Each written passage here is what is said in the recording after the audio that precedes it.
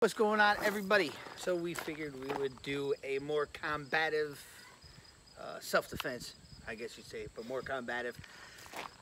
The situations that are going on in the world. Escalating, buddy. So we want to do something maybe a little bit more ending a fight instead of just groin, throat, eyeballs, and stuff like that. We've done several things like that as far as self-defense, but this would be more combative. And we're gonna do pretty much like a Jujikatami no matter what we do. In this video, we'll just do different arm breaks.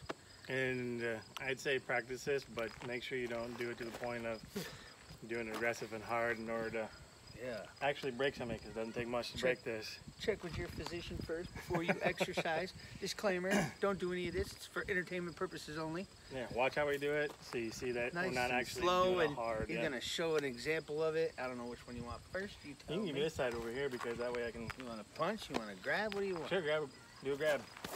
All you have somebody getting pissed off, messing with you, whatever. If you're a bigger guy, you can do something simplistic. You know, for this elbow to break, I mean, you can turn out and snap that way. As long as you pin this. You got to pin that. So I can't take this away. That's like... Yeah, if I did do that, I'll just come off the side, so... But you saw how I took my hand and placed it here. Pin it. I'm holding it and then snap whatever. But I'm not actually, you know, I'm hitting hard over here. I'm not hitting hard here. No, I'm just we're doing very light, so I can still use that later. Yeah, exactly. So that's one thing, holding it there. But if you have somebody holding it here too, I mean, you can turn this thing out and then smash down and break that thing right off too, and then you can take the head. Especially if you're big. Big guy stuff. Big. If I was gonna do something like I don't know, one hand, two hands, don't matter to me. Here? Yeah, sure. I would pin it down too, but I'd be trying to probably. It's gonna be a lot harder for me to just bop that thing and have it. Especially if he's like already like this, I'm probably gonna try to like roll over it more to try to get him down. And then I could try, if I can, that's gonna be the easier one for me, or I'd probably do actually like a Sankajo or something like that. Go ahead, you can do it. I'll show a different one. It's not exactly an elbow break, even though, so he's so big, he's so strong, and he might even want to punch me or something. I would just hold this, and I duck under and I hold on, so he's all crippled up.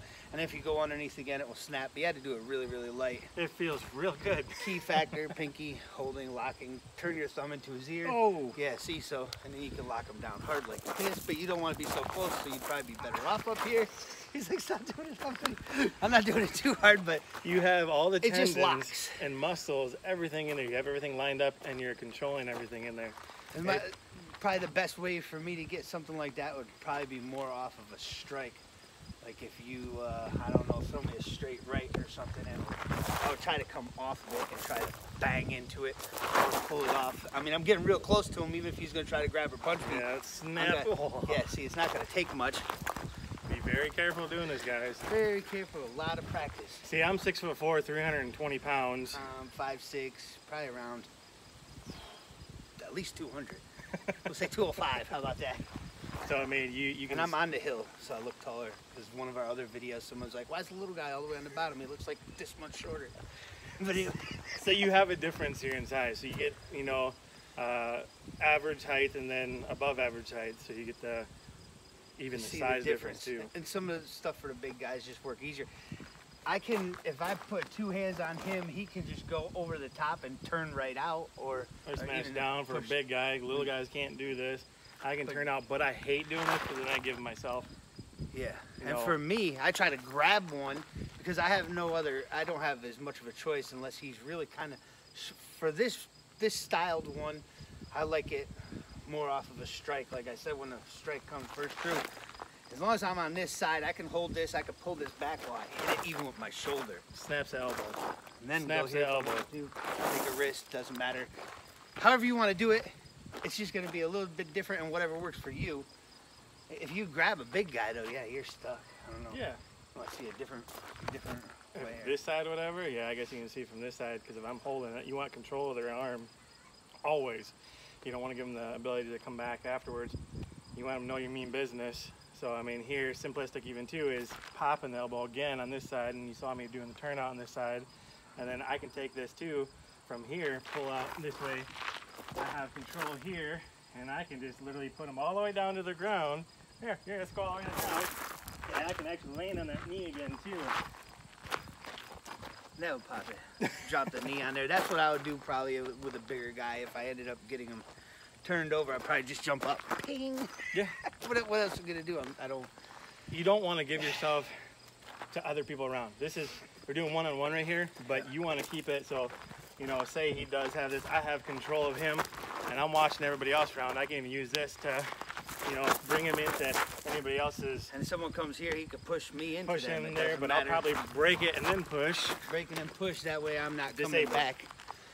You get stuck walking through a crowd, or a crowd comes around, snap something, push him into one, go the other direction. So a little bit of footwork. We should do footwork drill someday. Absolutely.